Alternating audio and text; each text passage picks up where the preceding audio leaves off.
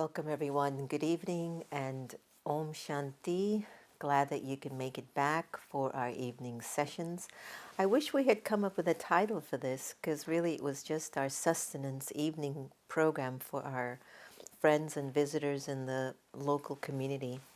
And I'm happy to hear and see that there are others that are tuning in as well and taking a lot of benefit. It's really our intention to be of service continuously. Today I heard from Santosh that we're also streaming on Facebook Live. So if you've got friends that you'd like to also have them hop on to the Meditation Museum Facebook Live, that was great. I have a confession to make. I had a cup of coffee maybe about 45 minutes ago, and I'm so antsy. You have no idea. It's like, why in the world did I drink a cup of coffee at almost 6 p.m. at night? I mean, it goes to show how we're just totally off of our game, you know? I would never drink coffee at 6 p.m. in the evening, and I was not tired. I just had a feeling that I just wanted to taste coffee. And the fact that I've not ever supported some of those coffee chains because I thought that that money could go for much greater use. I'm recalling I was at an exhibition in Crystal City many, many years ago. And we had an exhibition booth. And on one side was another exhibition. And it turned out that the lady had come over and asked, would you like to go and get a cup of coffee with me at this big coffee chain? And I said, I'm so sorry. Of all these years, I have never used the money to buy, coffee that costs that much money because one cup of coffee could feed a child in India for a whole month. And I was telling her that's like how I think where karma is concerned. And I was so touched by her pause. She just paused. And she said, I never thought of that. And about 7 or 8 months later, she sent a check of a donation to our meditation place of all the money she saved, because after that conversation, she decided not to purchase coffee on the outside. Powerful story, isn't it? Of course, I took that check to do service for work in the villages in India. And so again, I wanted to expand her fortune of karma so that her donation would go even further and wider than just to us here in Washington, D.C. So it actually did service at a global level. Today's discussion is interesting. I keep getting requests to do karma, and it's not like I'm always focused on karma. My basic understanding of karma is just do good actions. And if you're not able to identify what good actions are, don't give sorrow to anyone, but also don't take sorrow from anyone. Imagine that. If you keep that fundamental tenet in your personality and in your consciousness, you'll be okay. It'll be a little bit of an easier game. The really deep, deep karmas of past, and as you know, I believe a lot in past births. I believe that many of us have been here before because we are souls, and the soul is a journey, and the soul is on a journey, and the soul is energy. So, like Daddy, you see Daddy's picture up. It'll be up for another 10 days. When the soul leaves the body, we want to keep having the vibrations and blessings of the soul as well as catching the blessings of that soul. So you'll see Daddy's picture up for another few more days until I think the soul moves on the 13th day at a much deeper level. So there must be a reason why we're born in certain relationships and certain circumstances that are beyond our control. And we would call all of that the result of karma or the consequences of our karmas. Today's discussion is about karma and relationships. And here we are locked down. I watched a video where the Prime Minister of India spoke to many of the spiritual leaders, including our Sister Jenna, who is also in Mount Abu and cannot get out until the lockdown has been lifted. And Brother Brij Mohan, who is the head of the Brahma Kumaris in New Delhi, he is also not able to leave the campus. And I thought that was very, very touching, sister and brother. I really thought that was touching, that the Prime Minister had a global telecast of spiritual leaders to ask them what should be done. How can we help the citizens to be calm? How can we help to make them feel strong? And to also ask what we were doing.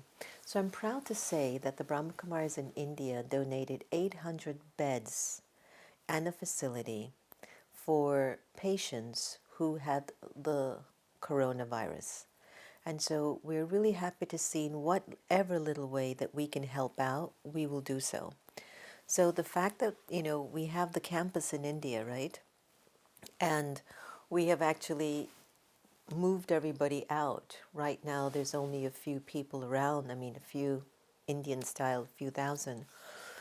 But I was very moved to hear that the 800 beds were donated. I only wish we could bring some of those beds from India here to New York, to California, where there's so much needed. But, I'm sure things will start to happen. It's been nice to watch people coming up and coming together and really beginning to look at various ways and how they can help. I'm not very inspired by hearing the price gouging that's taking place and the competition between different states that are struggling to buy ventilators and masks and are raising and bartering the price, not at this particular time. So my request to our humanity, this is not the time for the energy of greed to really come into play. This is about our collective humanity. And I get it. I know economically things are tight. Look, we don't even know what's going to happen with our meditation museums. But first and foremost is the resilience and the empowerment of the human spirit. And that is good karma. And if we have good relationships with each other, another human being will not allow the person next to them to starve or die. But if all I want is financial abundance and the other person can starve and die, there's a consequence to that. So it's my pure wish that we really start to think deep. This is not about milking and gouging all this money, and people are leaving their bodies. Souls are leaving their bodies. There are people in power. There are corporations and companies that have stepped up and are doing fantastic. I send you 100 million times blessings. Keep doing the work. To all of our healthcare providers out there, there's not a day that doesn't go by that I'm not remembering you and thinking of you in God's light, hoping that you could keep up with it and keep strong and emotionally be very peaceful despite whatever's going on. I know it's not an easy call, but at least I hope you can know that so many of us here at the Meditation Museum are sending you your best wishes and blessing you as much as we can.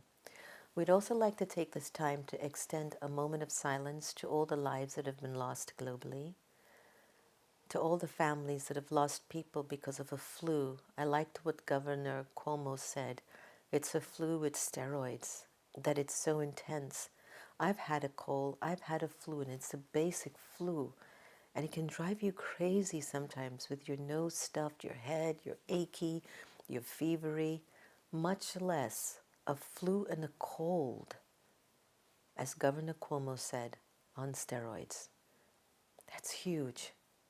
So can I ask all of you, let us take a moment of pause as good karma, not only to send our vibrations to the souls that have left the body, but to send our love and our blessings to the families left behind during a moment of global pandemic where nobody knows what to do or how to do it. And leaders are doing the best that they can. And the kids, I know it's a little rough, but we all need to sit together now and pray, meditate, and give blessings. Right after this moment of pause, I'll play a video for you on relationships. And then when you come back, I'm going to take us through a process of the relationship of karma. I'm deciding not to rush through this because if we need to do a part 2, I'm more than happy to do it. But we need to understand the consequences of our choices so that we can help one another rather than take from one another. So let's take a moment of silence. And silence means go inside, connect to the energy behind your eyes, the soul. Experience the love of God and the purity of his energy and the peace and the love, and then share that vibration to the souls that have gone and to the families left behind.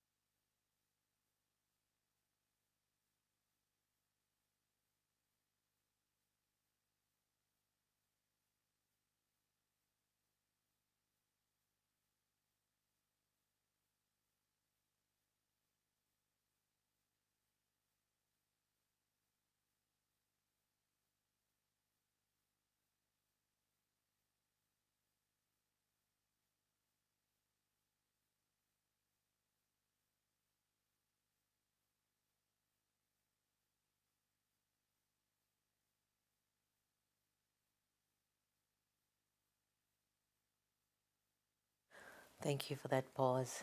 I hope you could feel the energy of light accumulating. Oh, that's really all we need, you know. More prayer, more pause, more peace. Enjoy this video by Sister Jenna, and I'll see you in a bit.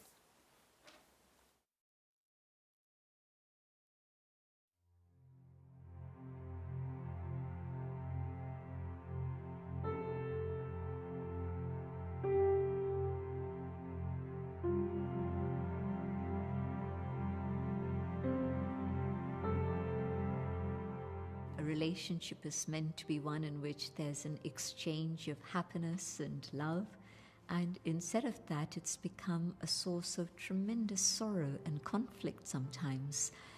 And I feel that it's because we have wrong expectations. We expect something from the other to come to me, and that's going to fulfill me and satisfy me. And another person can give me something, some of the time, but not everything all of the time. And yet that's our expectation of others. But of course, their expectation of me is similar. And so it's like, imagine a string, and a string being pulled in two directions. It's going to snap. And so today we find that relationships are very short-lived. Even parent and children relationships, one would imagine that that could last a lifetime. But within that also, there are so many problems that arise. And so I see that it's a question of expectation and lack of fulfillment that's causing us deep, deep sorrow.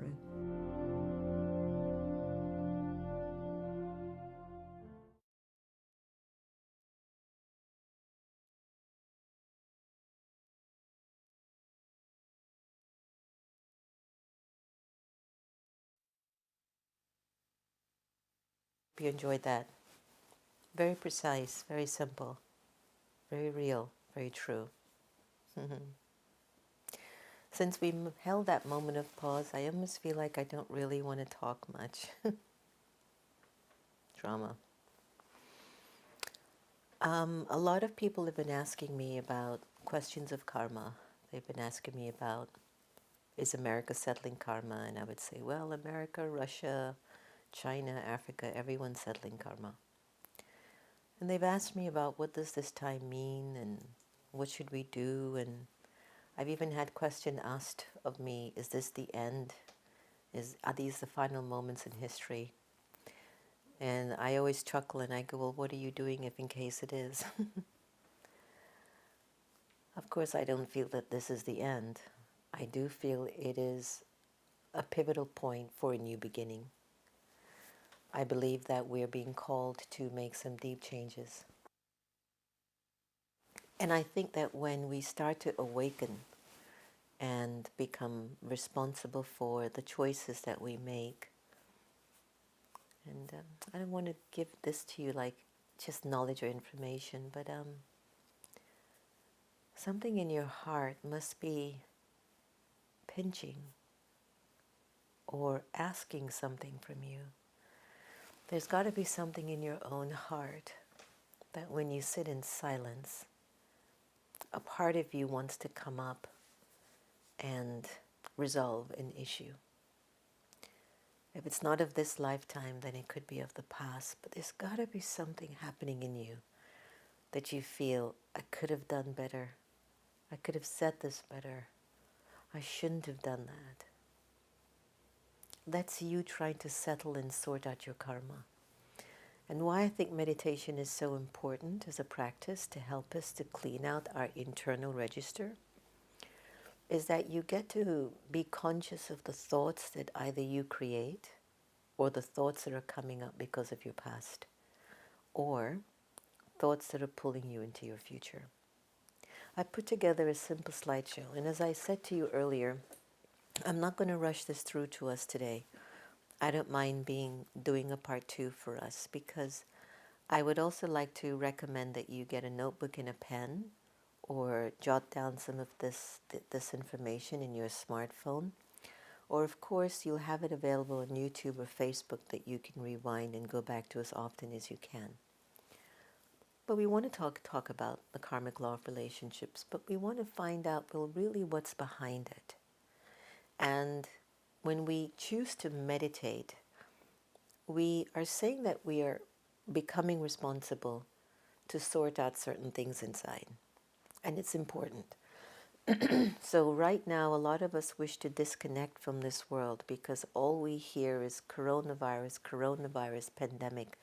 This amount of lives are lost, still looking for a vaccine, social distancing, hospitals are overloaded, food chains are closing, people are gouging each other, that after a while you go, I have to disconnect from this world. But when you disconnect, where do you go? And where do you reconnect your mind to? Recommendation of meditation? Tap into your strong points. Okay, I'm going to disconnect from all the negativity. What's good about me? What are my original qualities? And if that's not clear, go back to being a child or a baby, when those qualities were very apparent in your personality. And as you find that you're going to disconnect, to reconnect, energetically, the quality of your karmic thoughts begin to change. That's simple. Let's look at the next aspect. When you reconnect, then you you start to connect with the world around you the way that you want it. You start to create the atmosphere in the world, like your rooms, your spaces. Today, because we have a few of the cameras set up, Sister Geeta is so beautiful at keeping everything clean and neat. She was going to rearrange everything because everything is a little bit all over the place. Not badly all over the place, but because there are certain wires. And she's like, oh, shall I move this? Shall I pack this up? When you start to reconnect to your world, after you've connected to your good qualities, it's natural for you to want to allow your external environment to match those qualities. It's just going to be natural. You're going to want to have beautiful flowers. You're going to want to have beautiful people in your life. When you start to connect to your original qualities, you're going to choose to stop listening to negative things from people who might be in a negative state. So when we actually start to do that, we start to feel a different kind of an energy taking us over. So that's when your karmas are changing. Interesting, right? So now you see the importance of meditation. And let me show you the slide again. Bringing your awareness to everything that you think is a real important practice to understand who you really are. And so each time you pause, in the Brahma Kumaris we have a wonderful practice called traffic control. Every hour on the hour, we take 30 seconds or 3 minutes of an inner pause reflecting the outside pause. So if you were to go to any of the 9,000 centers, you would always hear a music going off every hour and hour. And everybody basically stops. Why? Because the most important thing is to keep serving the original qualities of who we really are. The world as it is outside of us doesn't do that. That's why we have to start to mentally disconnect from the world outside, connect to the inner world of the true qualities that we really are, and begin to serve the environment. Come from that place within you that you reconnect to the world in the way that you're feeling. When those original qualities are very clear in your personality, then you start to bring that into the way you cook, the way you eat, the way you sit, the way you sleep, the way you organize your surroundings, the way you relate to people. That's simple. So when you bring your awareness, when you become that sensitive in your awareness, you start to just check what you're thinking. And then we ask you to pause so that you can allow to act responsibly instead of reacting. So let's take a look at what a thought is. It's energy and it's consciousness. So let's say if I asked you, what are you thinking right now?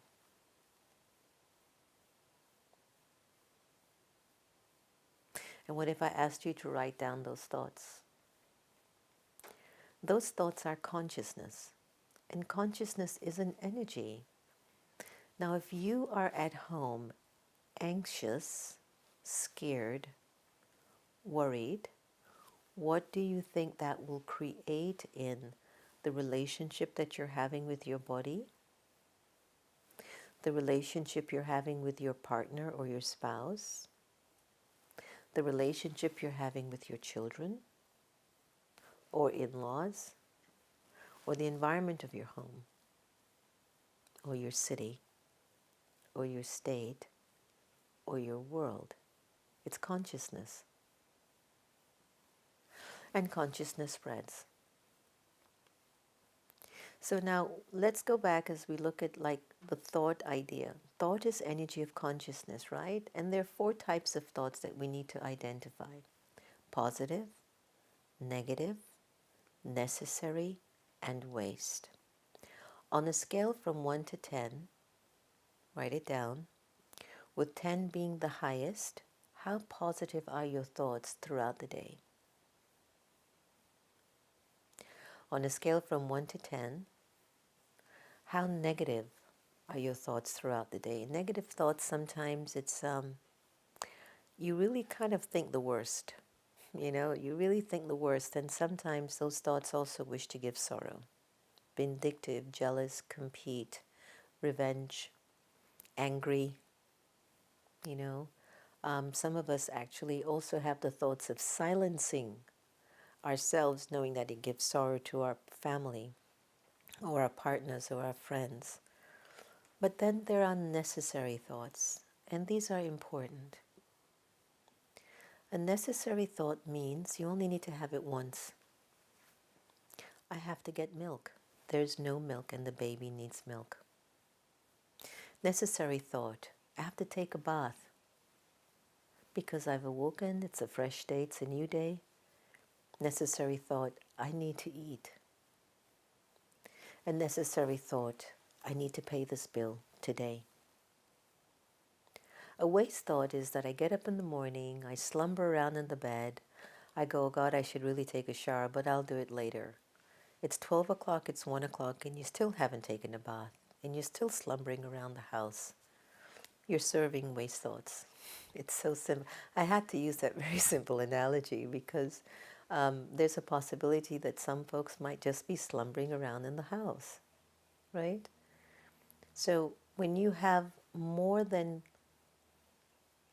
when you have one thought more than 3 times and you think that same thought 2, 3 times, you've now disempowered that energy in a way that you're not even making it into something positive, but you're now feeding that same thought from a waste dimension.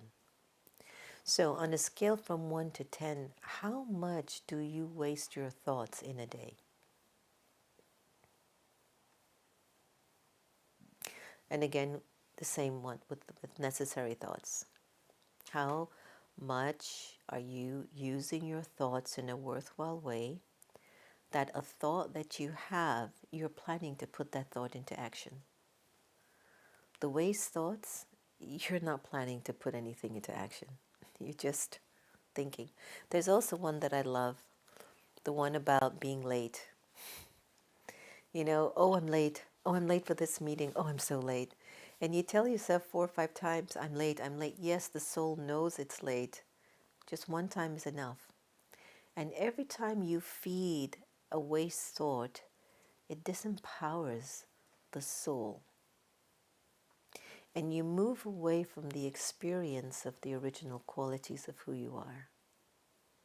And if you do it over and over again for a week, 5 weeks, 5 years, 10 years, 50 years, 2 lifetimes, 10 lifetimes, you start to create this karmic relationship with yourself that my life is to be wasted. Because that's what you've served for a long time. We don't know we're doing it because we don't have a lot of examples of something that keeps, living life in a worthwhile way. One of the things that I learned from Daddy Yankee, and to this day I follow that, use your time in a worthwhile way. Don't waste time. You can lose money, you can lose a partner, you can even lose weight. But when you lose time, you can't make up for it. You can make more money, you can definitely gain more weight, you can find another partner, but you can't find time. Let's move on. So SOS is a method that we use to shift negative thoughts into the best type. So what do you do when you recognize that your thoughts are not as positive as they need to be? First thing, practice standing back. Just stand back, like stop, just stop. Just tell your mind, stop. Second, observe.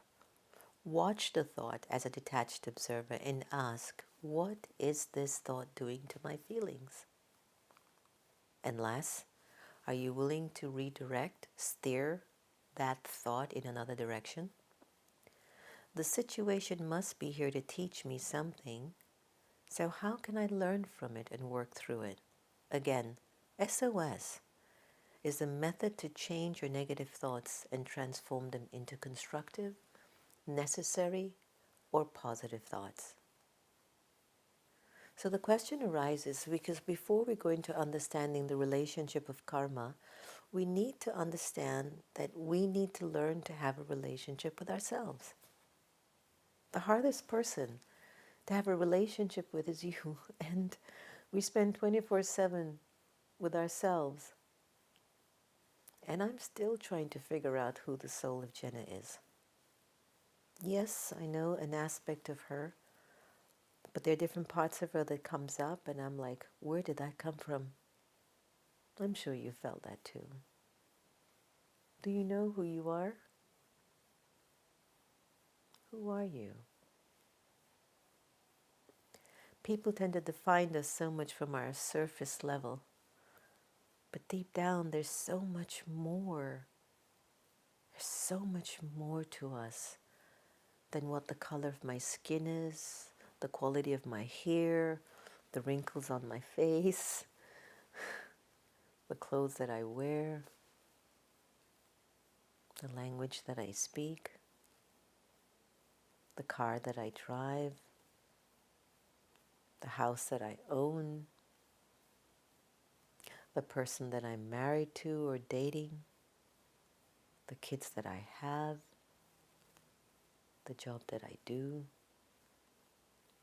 People define us on that surface level. Even we define ourselves from that surface level, ignoring the deeper thoughts that are trying to signal to us, return to your original qualities. So you may know me from the surface, but you have really no idea of who I am. So the form of who we really are is something I mentioned earlier. The energy of light behind your eyes, the soul. And we can keep up the slides for now, Santosh, as I go through it just for a little. So just imagine for a little bit. Let's pause for a while. What's been shared so far is the most important person to have a relationship with at this time, especially at this period, as we're all in exile and lockdown. I don't use isolation. I got a wonderful word from Sister Mohini called exile, and I loved it. Instead of saying isolation, I'm in exile, which means I'm learning, I'm developing, I'm building skills. So just for a moment, turn your attention behind your two eyes.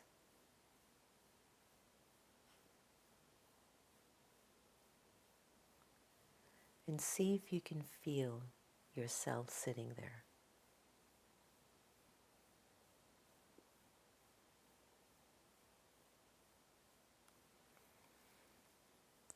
You're a being of light, eternal,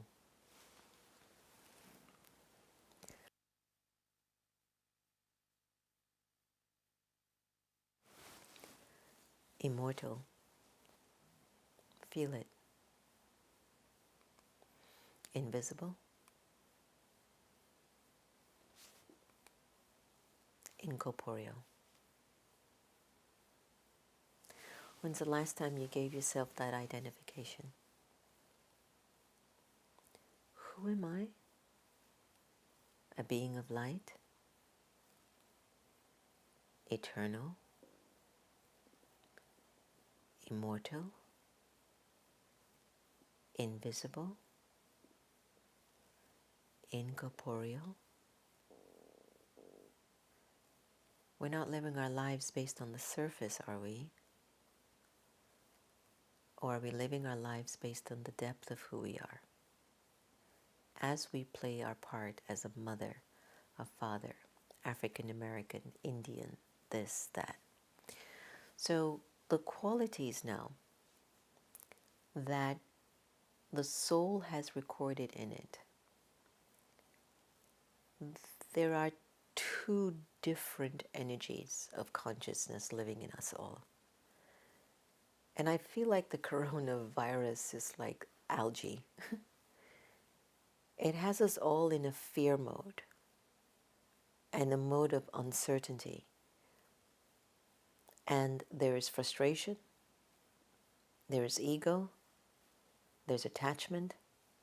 And you know, ego and attachment feed on fear. And that's recorded in the soul. So imagine that if I'm living from the surface of my existence, and everybody deals with me from the surface of my existence, and the whole world lives from the surface of existence, then at a very high percentage we are expressing who we are and what we are to each other based on a lower limited vibration. We get angry quick. We lust after everything that passes with our two eyes. There's greed. There's attachment. And the ego will make you feel guilty, will make you not forgive anybody. The ego will try to prove you're always right. The ego will also think, I don't need anybody. I can be by myself and be quite comfortable. The ego plays a variety of games with us. It's the basis of our fear. But when you are really experiencing who you are at the deeper level, the qualities that you connect to in meditation start to emerge naturally. Peace, purity, bliss, love, truth. They all start to come up on their own because that's actually who we are. So let's pause for a little bit and look over these qualities. Instead of being angry, everyone, I can be peaceful. Instead of being lustful, I can apply the energy of purity, which is good wishes and pure feelings. Instead of greed, maybe I have enough. Maybe I am in bliss and joy. Instead of attachment, what do I lose if I simply love you purely? And instead of feeding the ego, I choose truth, wisdom, spiritual knowledge, self-respect. I'm going to pause here, and those of you who are watching and listening in, do you have any questions for me at this time? Yes? Okay. No, I'm okay. Let's go back. All right, any questions? Don't make them hard. The first one is, Tina, as I move away from negative people, situations, am I creating a negative situation where I'm ending something with not nice vibes? How Okay. to be mindful of that? Okay, you can put it on. I think, Tina, that first and foremost, there are some individuals who are quite toxic in terms of maybe they haven't been going deeper in recognizing who they are. And when you choose to move away from them, it's not out of judgment that they're really negative or toxic. It's just that energetically, my vibes can't resonate with this right now. And I do give good wishes. I think it's really important that you extend your pure feelings and good wishes. And I've seen people who might have been in a very toxic state, in a very algae-driven state, change. I mean, I'm one of them. I'm one of them. And so my recommendation to you is when you move away, you're not creating negative karma, but it's important that you have the capacity to send good wishes to them. If upon your moving away, you are judging, you have criticized them, then that isn't the best karma for you or even for them or for future relationships. Because the reality is we're all trying to do our best. Every single one of us. I don't care how evil you get or how good you get.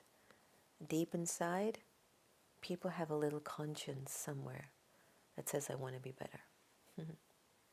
Any other thoughts? Julio has a question. So, may one has neutral thoughts, nor negative or positive, wasteful or necessary. For instance, competing in a game with the purpose of winning. What about if the person doesn't want to win or lose but just play? Does neutral thoughts exist? If they do, are they serving the soul or the ego? No, no, no. If you're playing a game and you're not really interested in winning or losing, you're just playing the game to enjoy, that is neutral karma, yes. And that's fine. Majority of us are driven to win. And so when we don't win and we lose, then we feel the suffering of that.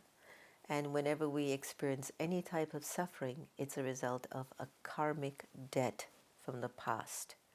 So that means the algae is interpreting why I'm playing this game. It's the algae consciousness that has me feeling that I'm coming into this game with this energy. But if I come into the game with soul consciousness, even if I lose, it's like, oh my gosh, you played a great game. That was a great game. You will walk away with those feelings. And that's why people really need to learn about how they're actually extending their pure karma, but also how they're extending karmas that are not so good. And because you're having a good karmic relationship with self, because you're doing the work, you naturally bring that into your relationship with others. I hope that was clear. Another two questions. Mm-hmm. Rashmi says, how do I change my spouse's negative thoughts to positive? It does not help by asking him to be positive. Okay. We've not been able to change people by telling them to change. Yes, it takes a little bit longer to maintain the most elevated, pure feelings towards a person, especially someone in your house. The people that you live with take the longest to change because they've developed familiarity to you. They've also developed attachments to you. So the energy of your pure thoughts take longer to reach them for the transformation to occur. So one of the things that I would recommend is to try to erase any waste or negative impressions that I carry for my spouse. That work has to happen. And one of the ways that I might do that if I've had a waste thought about somebody, I look at my own life and I go, well, you're not perfect. And I start to feel like they must be trying their best because there's no way they can just be like that without any effort. You know what I mean? I just always believe that. And so for me, I reached a point that I have to be at peace with myself first. So I go back to the original qualities. I'll disconnect from my husband, tap into my original qualities, reconnect from that place, and then start to create the kind of environment that's coming from me to him, to the room. Now, he might say things and criticize you or put you down. That's him. That's not you. And when he starts to see you being very consistent in maintaining your spiritual honor and your spiritual dignity, eventually he will start to believe she really is doing the right thing. His conscience will start to awaken and go, she's such a good person. How can I speak so awfully to her? How can I criticize her? And eventually by him checking himself that way, he will change. Another question. Ananya says, when there is so much uncertainty around, I do find remaining positive always is challenging. It's like a roller coaster feeling, sometimes stable and sometimes uneasy. How do we take care? You've been to a movie now where you've watched a suspenseful movie, and at the end the heroes always survive. And I think you have to consider yourself to be a hero actor in this play. It's okay. The uncertainty is okay. I will only tell you where I'm coming from right now. It's not uncertain times. It's very obvious. Financial strains are there. It's not that it's going to be there. They are there. Emotional strain is there. It's not uncertain. It is there. People with egos and greeds that are existing, it is there. But so is love. And when you look at your life, how many times have you been resilient? That is also there. How many times have you tapped into your strength and your power and your faith and build a coalition of friends and family that held you up? How many times? That's certain. So don't buy into the anxiety and the fear. I know that it's very dark. That's certain. It isn't uncertain anymore. It's certain. But so is my power. And so is my love. And so is my wisdom. And so is my drive to always overcome whatever challenges come in front of me. That's the thought you serve. What is certain in you? What is strong about you? And what's the kind of karma that you're willing to serve with this relationship with yourself is what you believe in, your strengths. That's my best advice. I have 3 more questions. We won't be able to finish the show today. Go ahead. I try to be English. So my parents and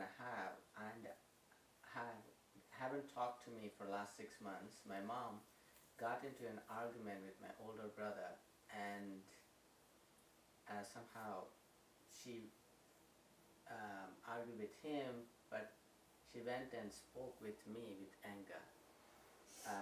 So she kept saying she raised me for the last 30 years and I support her, am I wrong not supporting her? So there are two questions.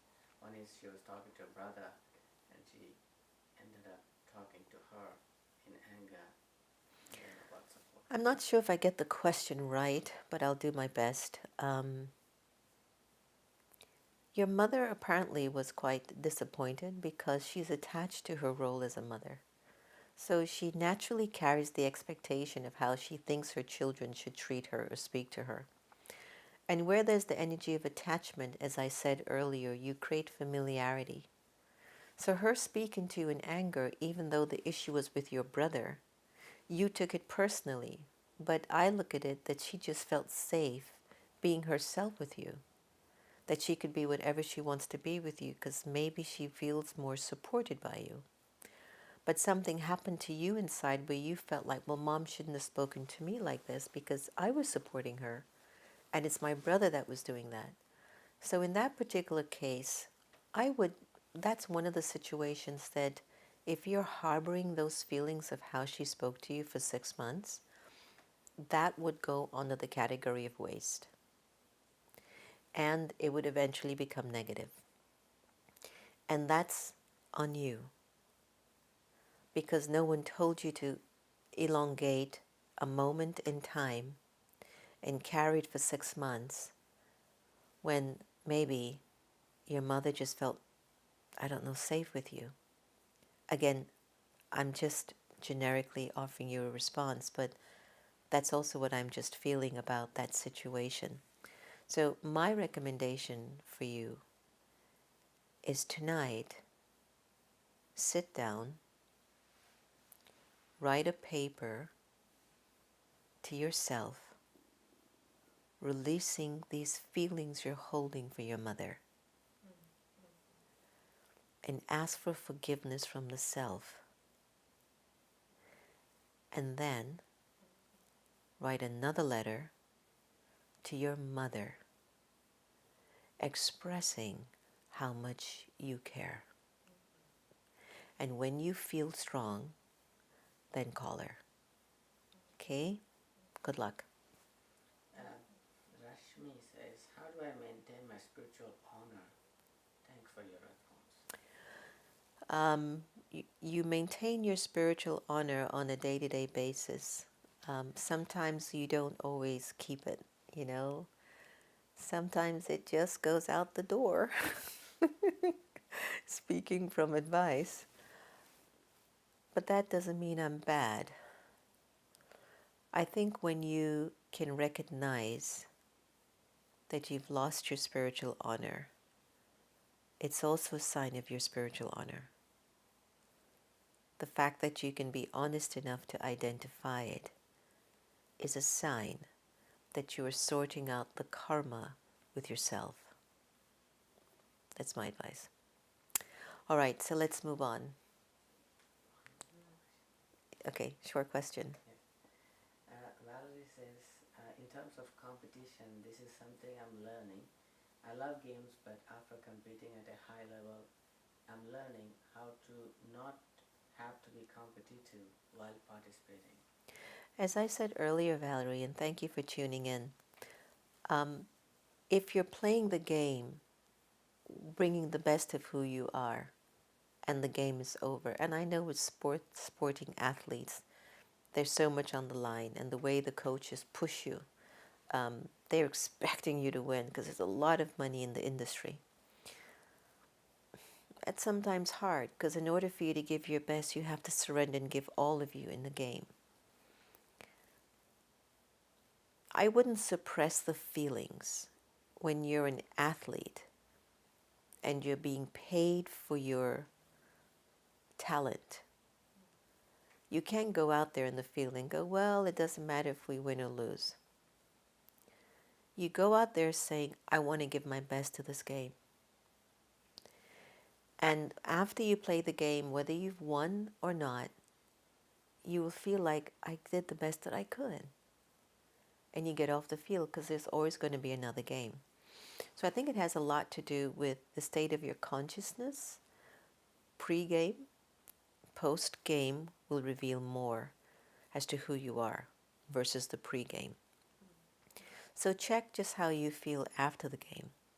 And it's after you check your emotions and where you are in your thoughts, you can do the work to really help you to build, your soul conscious abilities and not worry about if I'm competitive or not. Okay, I was competitive. Well, what is it that you wanted? This is where you do the soul work in meditation. And by being honest with yourself, it will help you to really enjoy the next game as you move forward. All right. Okay. Thank you for all your lovely questions, by the way. And I've only got 8 minutes, so what I'll do, I'll just take us through one more. And hopefully tomorrow you can join us for part 2 as I go deeper into the relationship of karma. Today we focused a lot on ourselves, which is really essential. As we move into the ability to change the self, the connection to the divine will be an important tool. The connection to the divine in developing a relationship with yourself is like your cell phone's battery getting discharged, and you need to find a charger to plug that in to be recharged. So imagine the soul, your cell phone, and imagine your charger, God, Allah, Jehovah, Krishna, Khuda, Bhagwan, Master, Lord, Christ, whatever are the myriads of names that we have given this beautiful, powerful being of energy. So as we want to transform the karmic debts in these relationships, we will encounter that sometimes we don't feel strong enough. Like, I just don't feel strong to say good morning to my husband after he's done what he's done. I don't feel strong enough to smile at my colleague at work because I overheard her gossiping about me. I don't feel happy in this household with these in-laws. That's a debt of karma. And even though you know that you win hearts over with love, no matter how much you try, the smile just won't come. The acceptance of your in-laws being the way that they are just won't come. Everything intellectually says, just do it. You just can't. So that's a sign that my inner energy, my inner power needs recharging. Because if I'm recharged, love, peace, purity, truth, and joy are full in my spirit. So what? They spoke bad about me. So what? My husband was unfaithful or yelled or was abusive with his words. So what? My colleague at work did this and said this. A powerful soul would not only signal to them through their presence of power what you did was wrong, but they will also have the power to give that soul blessings. And they will have the power to not allow ego, anger, lust, or greed to rob them of being a loving human being. So, as I take you back to this slide, when I'm building a relationship with myself and with others, it is going to be imperative that I have a deep relationship with Source, the Supreme. So let's take a look at the qualities of God. Being of light, that sounds like me. Immortal, I too am immortal. Eternal, oh, I'm a soul, energy is eternal too. Invisible, subtle, yes, I am. A point, a pinpoint of energy, sort of like a seed. That means the potential is so strong. But here's where it changes. But the energy of God is a benefactor. And the energy of God is constantly benevolent. One thing that you have seen with your own life is that you're not always benevolent. You see, we're still like the algae says, no, I'm not going to talk to her or him until he says sorry. So that's not godly, which means I need charging. Why do I have to wait for sorry? I was remembering a relationship, I've spoken about this openly, It was a very, very painful relationship because I felt that I was so young, I was early in my 20s, I had trust and faith in this and these particular people, and they were so unsupportive and so unkind to me. And years would pass by that I would look back at that relationship and I look at my current state within myself, and where I still feel hurt is from that past. And my healing will not come from if they say sorry to me. I don't need an apology from them. I need to fill up in such a way that I accept my exchange with these souls were karmic, and it must be some debt that I owed them. But that cannot just stay there for me. I need to still create an abundance of good karma. So, what do? I send good wishes. I don't speak anything bad about them. I keep giving blessings, and I keep trying to keep my heart completely clean. I'm not 100% because if I were, I think I'd be able to embrace these people without any second thoughts. Okay? Because still the energy of that little hurt is tucked somewhere in the algae. But if I'm fully charged, there's no room for hurt. So the more I, the living energy, the soul, develop a connection to the Supreme Being, and then begin to explore various relationships with God, then this becomes important. Let's take a look at this next slide. When we look at what the attributes of God is, you can't compare it at the level of creation. You can't compare it on the world down below. And if you were to do it, then you would say the quality, the vibe that if and when I tap into the source of God's energy, it will feel like an ocean of love, an ocean of peace, an ocean of truth, knowledge. I'll be merciful, I'll be forgiving. My intellect will work with such wisdom. How many of you struggle to forgive yourself? How many of you struggle to forgive other people? How much have you been a good person? And I think it's safe to say God hasn't held anything against us. Look at the relationships that we can now experiment with God. What if I practiced or experimented? What if I don't have a good father in this lifetime? And what if my impression of a good father is the best thing in the universe? You know? Who were great dads in television that we used to watch? I don't know, like Leave It to Beaver, I think, or, so many. I can't remember right now, but there have been great examples of great dads out there. But what if you feel like your dad didn't give you enough time, didn't take you to the game, didn't provide enough for the home? Maybe he was mean to mom. Maybe he was mean to you. And in your mind, you kept thinking, my dad is the worst, my dad is the worst. But he's only a father of your body. But who's the father of the soul? That will be the Supreme. So when you disconnect from that relationship and reconnect to a relationship that you know you deserve, then the vibrations of the attributes coming from God would start to feed your spirit. And as you start to feel what a pure and true father would be like for you, then you will reduce your expectation of your father being something for you. Then that karma with that role of a dad would be settled. It's like he doesn't know any better. He's given you what he's got.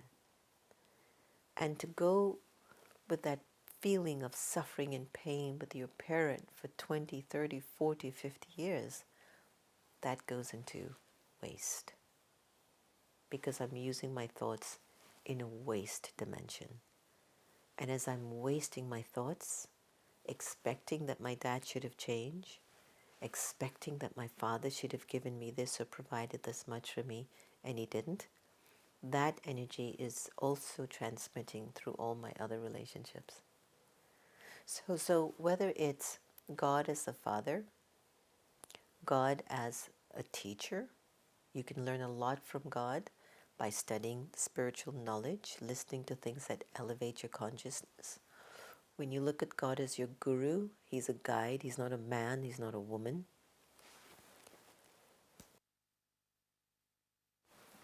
He's not a guru that wears an orange robe or even a white sari. You know, you think about the qualities that comes in these relationships, and if you've had any problems in these relationships, disconnect from them and reconnect it to the source. So when we think about where all of this takes place, when I disconnect from the world around me, it's natural for my intellect to want to go somewhere to feel some sort of an anchor. So I connect to my original qualities. If the feelings of those qualities are deep enough in my being, I'll naturally feel a pull up. And as I'm being pulled up, it means my consciousness and my energy as a soul is becoming evolved, elevating.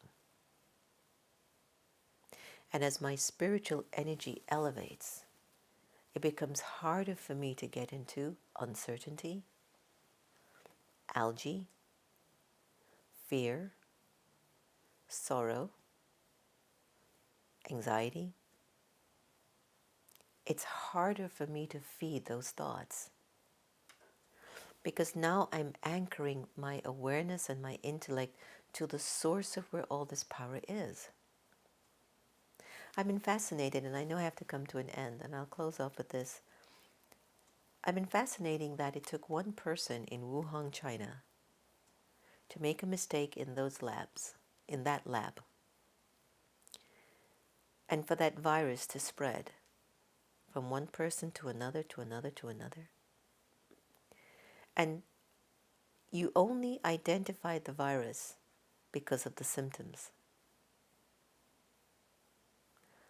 We can be identified if we truly are children of God, truly lovers of God, by our symptoms. And if our symptoms are of love and kindness and generosity and peace and purity and stability and power and nobility and royalty and wisdom and happiness and cheerfulness and peace, you've revealed that you've been touched by the energy of God. So I'm going to have to stop here because the whole energy of karma of relationships is quite deep. And I'll continue with it after today, tomorrow, so you won't miss anything. Maybe what I'd like to request that you do is to revise the discussion today so that when I pick up from where we're leaving off now, it'll be clear. And if you have any questions, feel free to send it in the comment and we'll be happy to answer them. In the meanwhile, take a deep breath, exhale, keep praying, meditate, pause every hour and hour, take your traffic control, try something new. If you can't smile with your in-law or your spouse, try it tonight. If you need to write a letter to yourself, do so. In your letter, forgive yourself. Whoever you're holding animosity or hate for, write them a letter. Write about all the good qualities you see in them. That'll be God working through you. That's when you know you've disconnected from all this old stuff and you're reconnecting to the real stuff. Thank you so much for joining us. It means a lot to me when you can carve out this time. I know it's dinner time. I know everyone's been asking us to change the timing. We can't. We're just going to keep it for now. Hopefully you'll make a commitment to sit with the family, invite your friends, host a watch party on Facebook, discuss the conversations, evolve. Evolve. Elevate. Get out of the muck. No one saves us. We save ourselves by thinking right. So we'll end with Om, as we did yesterday.